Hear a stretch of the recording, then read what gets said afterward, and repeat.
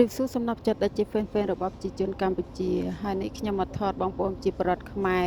នៅពេលរៀបភ្លឺប្រហែលខ្ទង់ម៉ោង4ជិតម៉ោង5ហើយនេះគាត់នៅស្ទូចបងប្អូនអើយនេះស្ទូចមឹកបានរៀងច្រើនគូសំដែរខ្ញុំងើបមកថតហ្នឹងដោយសារតែខ្ញុំដេកអត់លក់បងប្អូនអញ្ចឹងហើយត្រឡប់ខ្ញុំគឺងើបតាំងពីព្រិលជារៀងរាល់ថ្ងៃអញ្ចឹងហើយខ្ញុំក៏ដើរមកមើលបងប្អូនខ្មែរយើងកំពុងតែស្ទូចមឹកហើយស្ទូចមឹកហ្នឹងគឺបានច្រើនគូសំដែរ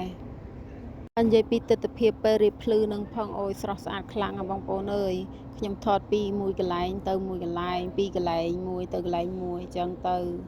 ថតផ្នែកខាងក្រោមហើយខ្ញុំក៏ឡើងទៅផ្នែកក្បាលកប៉ាល់ទៅខាងលើខ្ញុំឈរពីលើក្បាលកប៉ាល់ថតទៅខាងក្តិតកប៉ាល់បងប្អូនឃើញភ្លឺជ្រេញហ្នឹងមិនមែនតន់មេឃអត់តន់ភ្លឺមេឃនៅងងឹតដល់ឡើយទេភ្លឺហ្នឹងដោយសារតែមានអំពូលភ្លើងនៅលើកប៉ាល់ហ្នឹងជ្រុងច្រាងទេបានភ្លឺច្បាស់ប៉ុណ្ណឹងនោះហើយខ្ទង់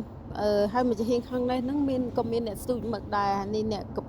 ខ្មែរយើងគាត់កំពុងធ្វើមឹកប៉ុន្តែគាត់ស្ទូចបានតិចទេស្ទូចបាន1 2ហ្នឹងតែសម្រាប់អ្នកខ្លះទៀតគាត់ស្ទូចបានច្រើនទៅនេះគាត់ទៅងើបស្ទូចក្រោយគេហើយដើមមកនេះគឺ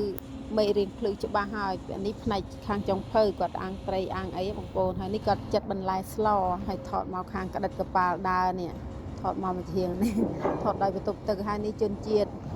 ហ្វីលីពីនបងប្អូនហើយនេះខ្ញុំថតមកចំហៀងខាងឆ្វេងដៃដើរមកខាងឆ្វេងហើយនេះផ្នែកចុងភៅខាងខ្ញុំគាត់កំពុងតែ